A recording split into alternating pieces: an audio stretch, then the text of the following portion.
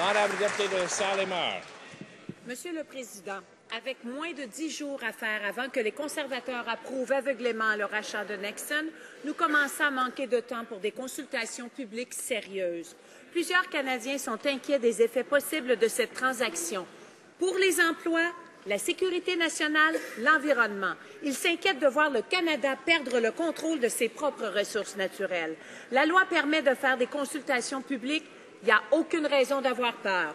Le gouvernement va-t-il faire ce qu'il se doit et tenir des audiences publiques? Madame la ministre de l'Industrie.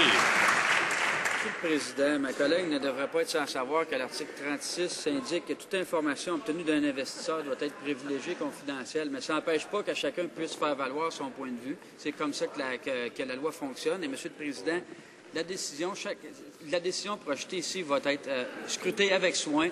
Et chaque transaction projetée, Monsieur le Président, doit être évaluée à voir si ça amène un bénéfice net pour le Canada. Et ça, on va toujours le faire dans le meilleur intérêt du Canada. Mais on n'instaurera pas un processus comme l'NPD le propose, qui nous ramènerait 30-40 ans en arrière et qui effacerait toute forme d'investissement ici au pays. L'honorable député de la Saint-Lémer. Monsieur le Président, il me semble que d'entendre les préoccupations des Canadiens ne nous ramène pas en arrière, mais nous projette vers l'avant. Les préoccupations des gens, nous les avons entendues parce que nous écoutons les Canadiens, ce que les conservateurs refusent de faire. Même le ministre conservateur des petites entreprises a suggéré que le gouvernement ne devrait avoir aucun rôle dans cette décision. Pourquoi le ministre tente-t-il d'échapper à la reddition publique? Il sait très bien que la loi permet d'organiser des consultations publiques. Pourquoi ce manque de transparence? L'honorable ministre de l'Industrie.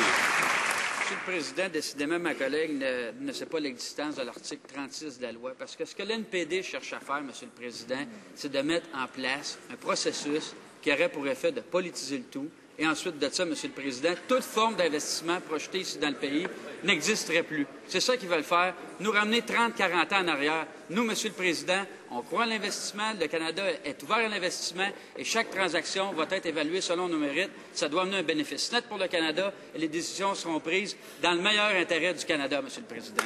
The honourable member for Burnaby and New Westminster. Well, let's take us 2 years back, Mr. Speaker, when every single Conservative MP in the House voted to make public hearings a mandatory part of the Foreign Investment Review, November 16, 2010. This government has simply stopped listening to Canadians. And the Minister for Small Business said yesterday the government has no role, quote, interfering in a private decision like the Nexen takeover bid. Does the minister agree with his colleagues? Does he agree that government has no role interfering in a Nexen decision that has implications throughout Canada?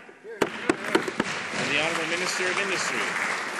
Well, where I don't agree with my colleague here across the floor is when we put improvement, Mr. Speaker. Back in 2007, we put guidelines for state-owned enterprises. Back in 2009, we put provision to make sure that the security interests could be taken into account.